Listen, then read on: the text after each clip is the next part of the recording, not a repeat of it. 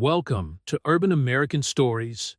Don't forget to like, subscribe to the channel, and turn on notifications. The sound of the telephone broke the stillness of the morning on the Sullivan farm.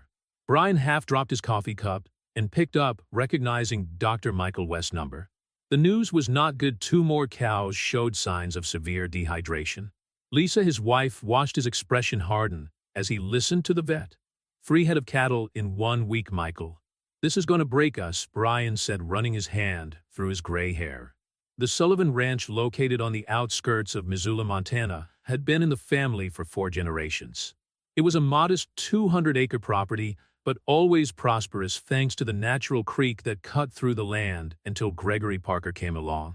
Lisa approached, putting her hand on her husband's shoulder. At 52, his face was sunburnt and his hands calloused from hard work, but his blue eyes held the same determination that had made her fall in love with country life 2 decades ago.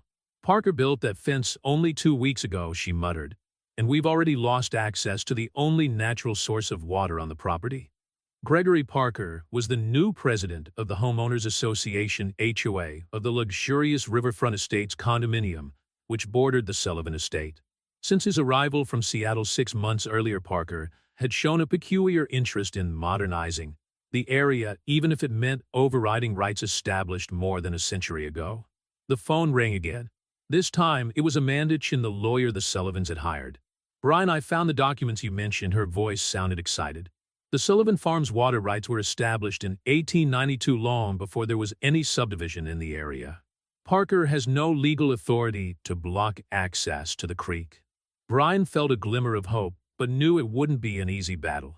Parker had money and political connections, something he made a point of mentioning in every chance encounter at the town's gas station. We need an injunction, Amanda continued. I'll file it today, but I need you to document all the damage. Photos, veterinary reports, everything you can gather. Lisa had her camera in hand before Brian had even hung up the phone. I'm going to photograph the fences and the cattle, she said, determined. That man isn't going to destroy everything we've built. As they walked around the property, the couple met Mason, their 19-year-old son, who had returned from university to help out during the crisis. He was installing makeshift drinking fountains, trying to minimize the damage caused by the lack of access to the stream. Dad, you need to see this, Mason called out, pointing beyond Parker's newly built fence. On the other side, earth-moving machinery was starting to move. Looks like they're going to start some kind of construction. Brian felt his blood boil. It wasn't enough to block access to the water. Now Parker was planning some kind of development on the banks of the stream. He grabbed his cell phone and started filming, following Amanda's advice about documenting everything. A black SUV approached from the other side of the fence. Gregory Parker emerged from the vehicle, impeccable in his navy blue suit, completely at odds with the rural surroundings. Next to him, a woman in a beige suit was consulting a tablet. The Sullivans, Parker smiled, but the gesture didn't reach his eyes. I was just thinking about you. Regina here, he gestured to the woman, is our landscape architect. We're planning a beautiful artificial lake for our residents. Unfortunately, this means that the flow of the stream will need to be redirected. You don't have that right. Lisa snapped, her voice shaking with anger. That stream supplies not only our farm, but 3 other properties downstream. Actually, dear, Parker replied condescendingly, according to our attorneys, the creek is entirely within the boundaries of the Riverfront Estates property. And as president of the HOA, I have full authority to make improvements that benefit our residents. Mason stepped forward, but Brian stopped him with a gesture. They couldn't give Parker any excuse to further complicate the legal situation. Our lawyers will be in touch, Brian said, simply continuing to film. Parker shrugged as if it was just a minor inconvenience in his day. Do as you like, but I suggest you start looking at other options for your family business. Montana is changing, Mr. Sullivan. Maybe it's time for you to change too. As the SUV pulled away, Lisa hugged her husband, trying to hold back tears of frustration. He wants to force us to sell, she whispered, like they did with the Petersons last year. Brian nodded, remembering how the neighboring farm had been turned into a golf course after a series of mysterious irrigation accidents. But we won't give up without a fight, he promised, sending the videos to Amanda.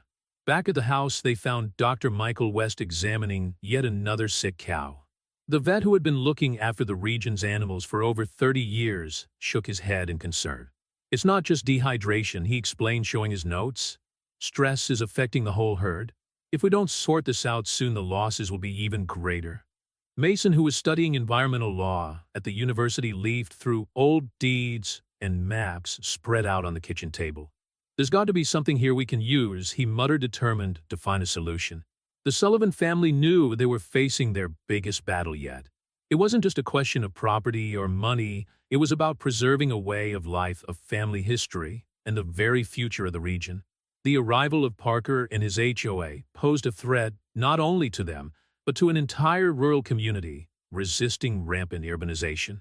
As the sun set over the Montana horizon, Brian, Lisa, and Mason remained huddled in the kitchen planning their next moves. The fight was just beginning, and they would need all their strength, determination, and family unity to face what lay ahead. The next morning, Brian found a brown envelope in his mailbox. Inside were old photographs of the creek dating back to 1890, clearly showing the original length of the watercourse and its importance to the farms in the area. The sender was Howard Martinez, a retired local historian whom Brian knew only by sight. "I thought this might help," said the enclosed note. "Parker isn't the first to try to change the history of this region. Stop by the historical museum when you can." Lisa examined the photos with growing interest. "Look at this, Brian. The layout of the creek is exactly the same as it is today. This proves that Parker is lying about the boundaries of the property." Meanwhile, Mason was working in the makeshift barn they had turned into an operations center. Maps, documents, and historical archives covered an old wooden table. His laptop displayed dozens of open tabs with similar cases of water rights disputes in Montana. "I got something interesting," Mason called out to his parents. Parker did this before. In Washington, he was sued by 3 different ranchers for trying to divert a stream for a real estate development. The cases were mysteriously dismissed. Amanda Chin, the lawyer, arrived in the early afternoon. Her Toyota Prius stood out from the dusty pickups in the farmyard. "The news isn't good," she said bluntly. "Judge Henderson denied our initial injunction. Apparently Parker has some influence in the local court." "But that's ridiculous," Lisa protested. "We have all the documents, the historical maps. And now we have more," Brian interrupted, showing the photographs Howard had sent. Amanda looked at them with renewed interest. "This changes everything," she smiled. "With these photos and the historical records, we can file a new petition, this time in state court. Parker may have local influence, but I doubt his reach will go that far." The sound of heavy engines interrupted the conversation. Through the window, they saw 3 construction trucks entering the Riverfront Estates property. Parker was personally supervising the operation, gesturing and pointing out directions. "They can't start construction without the environmental permits," Mason noted, consulting his laptop.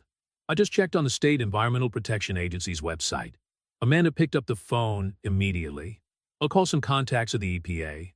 If they're starting work without a permit, we can get a stop work order." Just then, an old pickup truck pulled into the yard. Catherine Running Bear, a woman in her 70s representing the Blackfeet tribe, got out. Brian knew her from rural council meetings. "I came as soon as I heard," she said, her calm voice carrying the weight of experience. "That stream isn't just water for your cows, Brian. It's part of sacred land for our people. We have records of ancient settlements in this region, and water has always been considered a communal resource." Catherine's presence changed the game completely. The Blackfeet tribe had considerable political influence in Montana, especially on issues involving natural resources and historic preservation. "If we can prove that the creek has cultural significance to the tribe," Amanda thought aloud, "we can request a cultural impact assessment before any alterations are made to the waterway." Mason was already researching legal precedents. Here's a similar case in Idaho, 2018. A tribe managed to stop a real estate development using exactly that argument. The group worked late into the night, organizing documents and building a more robust legal strategy. Catherine shared tribal stories and records, while Amanda prepared a new petition incorporating the cultural and historical aspects of the case. The next day, Dr. Michael West brought more bad news. 2 cows had aborted, probably due to stress caused by the lack of adequate access to water. The financial loss was starting to accumulate in a worrying way. "We can't wait any longer," Lisa decided. "We need a temporary solution while we fight in court." That's when Howard Martinez showed up again, this time in person. The retired historian was carrying old blueprints of the region's irrigation system.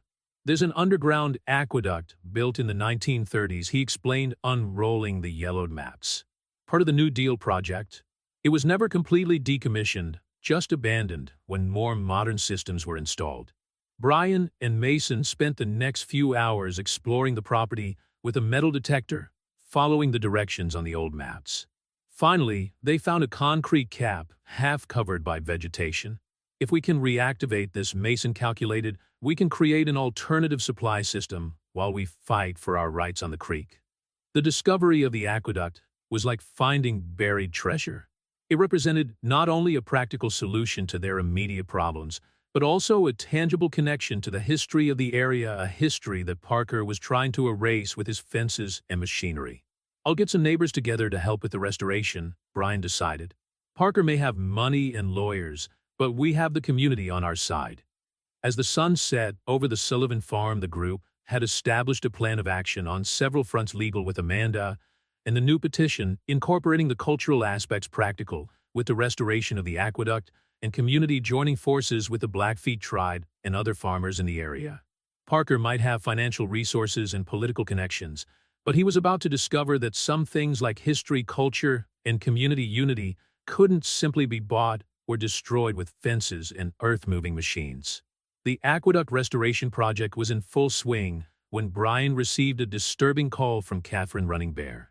They found bones near the creek, she reported, her voice tense, on the side of the Parker estate during the excavations for the artificial lake. The discovery immediately halted work on riverfront estates. State archaeologists were called in, and the presence of indigenous artifacts turned what was a dispute over water into something much bigger. Parker was furious, gesticulating and yelling at his lawyers as he watched the archaeological team demarcate the area. This changes everything, a manager explained during an emergency meeting in the Sullivan kitchen. With evidence of an archaeological site, the entire area needs to be assessed before any construction takes place. And if the presence of an Indian burial ground is confirmed, the legal protections are even stricter. Lisa poured coffee while she watched Mason organize a new pile of documents. Her son had become a key player in the fight, using his knowledge of environmental law and his facility with research to strengthen the case. I found something interesting, Mason said, turning his laptop to show an old article. In 1943, there was a similar dispute in this region. The Blackfeet tribe managed to protect a sacred area from mining using federal cultural preservation laws. The sound of engines interrupted the conversation. Through the window, they saw 3 black SUVs parked near Parker's fence. A group of executives in expensive suits emerged from the vehicles, followed by Gregory Parker, who looked more nervous than usual. "They're investors from Seattle," Howard Martinez commented, adjusting his reading glasses. The historian had become a constant presence at the farm, contributing his vast local knowledge. "I heard at the gas station that they're financing the lake project." Catherine, who had been sitting quietly in the corner, smiled. Parker promised them a luxury resort, but now he has to explain why his million-dollar project is on hold because of some ancient bones. The archaeological discovery created a strategic pause that the Sullivans needed. With work halted, Brian and a group of neighbors were able to make significant progress on restoring the aqueduct. Dr. Michael West reported improved herd health thanks to the new makeshift water system. However, Parker was not a man to give up easily. One rainy afternoon, he showed up at the Sullivans' door with a proposal. $5 million for the farm. He offered his artificial smile, not hiding the desperation in his eyes. Enough money to start over anywhere. "This land is not for sale," Lisa replied firmly before Brian could speak. "It's not just a question of money, Mr. Parker. It's 4 generations of history, sweat, and memories." The rejection of the offer triggered a new wave of hostility. Mysterious security cameras appeared pointed at the Sullivan estate. Unknown cars drove slowly along the dirt road, photographing the farm. "He's trying to intimidate us," Mason observed, setting up his own cameras to document the harassment. "But each new attempt only strengthens our case." The community reacted. Neighboring farmers organized shifts to monitor the property. Howard Martinez mobilized the local historical group to document the cultural importance of the area. Catherine Running Bear brought in tribal elders to perform traditional ceremonies at the site of the archaeological discoveries. Amanda Chun took advantage of the moment to apply legal pressure. "We just filed a class action lawsuit," she announced during another strategy meeting. "It's not just about the Sullivans anymore. It's about all the properties affected by Parker's project plus violations of cultural and environmental preservation laws." News of the class action had an unexpected effect. Two of Parker's main investors withdrew their support for the project, concerned about the negative publicity and legal risks. The empire he was trying to build was beginning to show cracks. One particularly tense morning, Lisa found an old photograph while organizing documents. It showed her late father-in-law standing next to a man she recognized as Gregory Parker's father. Brian, "Look at this," called her husband, who was working in the barn. The photo, dated 1975, showed the two men smiling, leaning on a fence near the creek. On the back was a note celebrating water agreement with Jim Parker. "Good neighbors make good fences." The discovery was more than a historical curiosity. It was proof that the Parker family had recognized the Sullivans' water rights decades ago. Amanda Chin almost jumped for joy when she saw the document. "This is gold," she declared, already preparing an addition to the lawsuit. While the legal battle intensified, life on the farm continued. The restored aqueduct provided enough water to keep the livestock healthy. The archaeological discoveries attracted academic interest, with researchers visiting the region regularly. Catherine Running Bear organized a water blessing ceremony, uniting indigenous traditions and the rural community. Dozens of people attended, including local reporters and even some Riverfront Estates residents who were beginning to question the actions of their HOA president. "Water is not property," Catherine declared during the ceremony. "It's life, its history, its connection. When we hurt the earth and its waters, we hurt ourselves." The elders' words echoed through the community, strengthening the resistance against Parker's project. The Sullivans' fight was no longer just about their farm. It had become a movement for the preservation of a way of life, of a shared history of values that could not be bought or fenced off. Mason, watching the sunset on that significant day, summed up the general feeling. "Sometimes it takes an external threat to show us how connected we are. Parker wanted to divide our community with fences, but he ended up uniting us even more." The battle was far from over, but the Sullivans and their allies had found strength in their deep roots in the land, the community, and the history they shared. It was a strength that no fence could contain. The discovery of the old photograph, proving the agreement between the Sullivan and Parker families, triggered a series of events that no one could have predicted. Regina, the landscape architect at Riverfront Estates, secretly sought Brian out one rainy afternoon, carrying a briefcase full of documents. "I need you to see this," she said, glancing nervously over her shoulder. "Parker is not who he says he is. He's not even the real owner of that land." The documents revealed an elaborate scheme. Gregory Parker had manipulated HOA records using a network of shell companies to take control of Riverfront Estates. His real identity was Gregory Peterson, yes, from the same Peterson family that had lost their farm the year before. Lisa called Amanda Chin immediately. The lawyer arrived in record time, her eyes shining as she examined the documents. "That explains why he got so much influence so quickly. He's been planning this for years." Mason, who had spent the last few days investigating Parker's record in Washington, found more connections. "Look at this," he pointed to his laptop. "All the mysteriously filed lawsuits have a pattern. The properties ended up in the hands of a company called Northwest Development Group, which happens to be one of the companies listed in these documents," Amanda added, organizing the evidence in her briefcase. "We have enough to report him for fraud." Meanwhile, Catherine Running Bear brought more news about the archaeological excavations. The archaeologists had confirmed that the site was an ancient tribal meeting place used for sacred ceremonies related to water. The discovery attracted the attention of the national press. "A reporter from the Washington Post is on his way," Catherine reported, a satisfied smile on her wrinkled face. They're interested not only in the archaeological findings, but in the whole story of how an HOA tried to erase local history. The pressure began to affect Parker visibly. His investors demanded explanations, and the residents of Riverfront Estates called a special meeting to question his actions. The man, who always looked impeccable in his expensive suits, was now seen with deep circles under his eyes and messy hair. That's when Howard Martinez made his most significant discovery. Searching the state archives, he found the original will of Jim Parker Gregory's father. The document clearly specified that the land should be preserved as a green area with guaranteed access to neighboring properties. Jim Parker was a conservationist, Howard explained, showing old newspaper clippings. He fought against various development projects in the region. His ultimate wish was to protect this land, not turn it into a luxury resort. The revelation struck the community like a thunderbolt. Residents of riverfront estates, many of whom had bought property lured by the promise of a quiet country life, began to question Parker's entire project. Dr. Michael West, who continued to monitor the Sullivans' cattle, noticed a change in the animals' behavior. They sensed when the tide is turning, he commented to Brian, observing the cows grazing more calmly.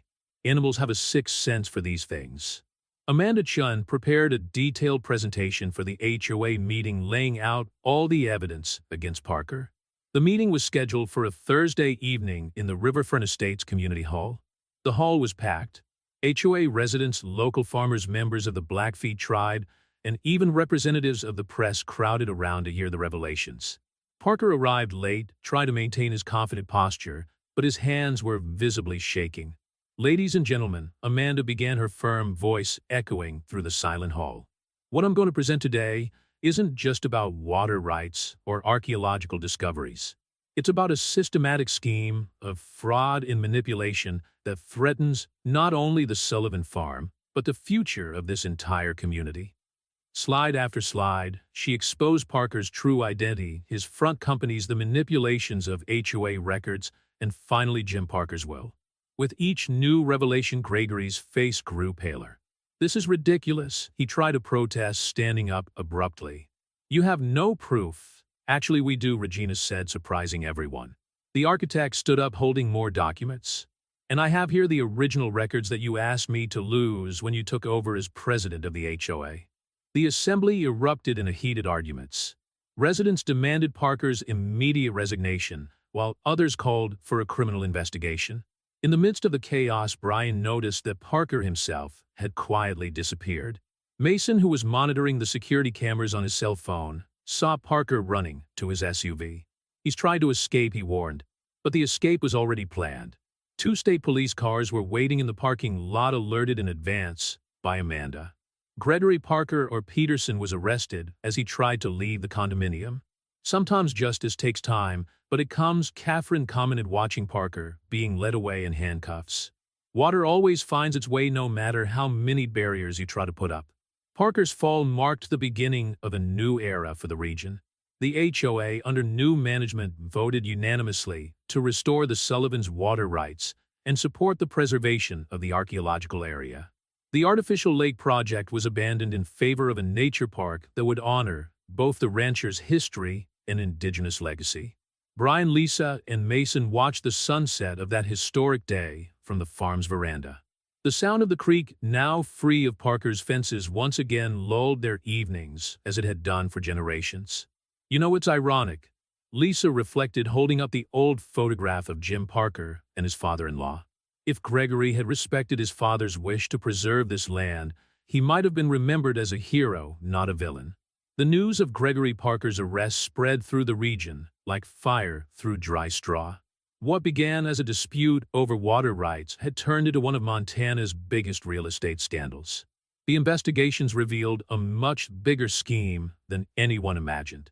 "We found evidence of manipulation in at least 5 other developments," explained FBI's Special Agent Robert Donovan during a meeting with the Sullivans and Amanda Chun. Parker, or rather Peterson, had been building this scheme for more than a decade. The Sullivans' living room had been transformed into a kind of makeshift headquarters. On the coffee table, piles of documents told the story of how one man almost managed to destroy an entire community in the name of profit. "The most surprising thing," Mason commented, analyzing the records on his laptop, "is that his father really cared about this land. I found letters where Jim Parker advocated the preservation of family farms as a vital part of Montana's heritage." Lisa served coffee to those present while she watched through the window as workers removed the illegal fences. The HOA, now under new management led by longtime resident Claire Bennett, had voted unanimously to completely restore access to the creek. "You didn't just save your farm," Claire said, joining the group. "You saved riverfront estates from becoming just another generic resort with no soul." Most of us moved here precisely to get away from that kind of development. Dr. Michael West arrived with his most recent report on the cattle. "The difference is remarkable," he explained, spreading graphs out on the table. "In just 2 weeks since restoring access to water, we've had a significant improvement in herd health." Catherine Running Bear and Howard Martinez entered carrying an old model. It was Jim Parker's original design for the area, never implemented, which showed a vision of harmonious coexistence between residential development and traditional farms. "We found this in a municipal archive," Howard explained, adjusting his glasses. Jim Parker planned to create a community that would celebrate local history, not erase it. It included interpretive trails, preservation areas, and even a small museum. "And that's exactly what we're going to do," Claire announced, revealing the new plans approved by the HOA. "We're going to honor Jim Parker's original vision by creating a space that unites our communities rather than divides them." Amanda Chin smiled as she organized the final paperwork for the case. "The judge approved our settlement proposal. In addition to financial restitution for the Sullivans and others affected, we will have the creation of a permanent easement guaranteeing water rights for all properties in the area." Brian, who had been quietly observing everything, finally spoke up. "It's not just about legal rights or financial compensation. This fight has taught us something much more valuable about community and preservation." Mason agreed, showing on his computer the project for his environmental law thesis inspired by recent events. "It's a perfect case study of how sustainable development needs to respect local history and traditions." The following months brought significant changes to the region. The archaeological site discovered during the excavations was transformed into a cultural preservation area, with the Blackfeet tribe actively participating in its management. The ancient aqueduct restored during the crisis was incorporated into a modern irrigation system that benefited both the farms and the condominium. A particularly special Sunday marked the inauguration of the Jim Parker Cultural Center, built on the site where Gregory had planned his artificial lake. The space, which told the history of the region through photographs, artifacts, and documents, became a symbol of the reconciliation between old and new Montana. "Look at this." Lisa smiled, watching groups of children from riverfront estates learning about traditional farming techniques with Mason, who had decided to divide his time between practicing law and the family farm. Drive West, who continued his regular visits, was now bringing veterinary students to learn about sustainable livestock farming. "Sometimes we need a crisis to show us the right way," he reflected, watching the healthy cattle grazing by the stream. Catherine Running Bear became a constant presence at the cultural center, sharing traditional stories about the importance of water and land. Her ancient wisdom found an echo in modern concerns about preservation and sustainability. "Water has memory," she used to tell visitors. "It carries the stories of everyone who has lived and died on its banks. When we respect the water, we respect our own history." Howard Martinez, although officially retired, took on the role of resident historian, cataloging and preserving documents that told the story not only of the Sullivan farm, but of the entire transformation of the region. One quiet afternoon, while Brian and Lisa were watching the sunset from their balcony, a letter arrived. It was from Jim Parker Jr., Gregory's brother, who had discovered the whole story through the news. "I want to thank you," he wrote, "for fighting not only for your land but for the legacy my father tried to build. Gregory forgot our roots, but you kept them alive." The letter included an old photograph of Jim Parker Sr. with his father, Brian's grandfather, both young men working together to build the first fence that divided their properties, a fence that, in their words, was meant to mark friendship, not separation.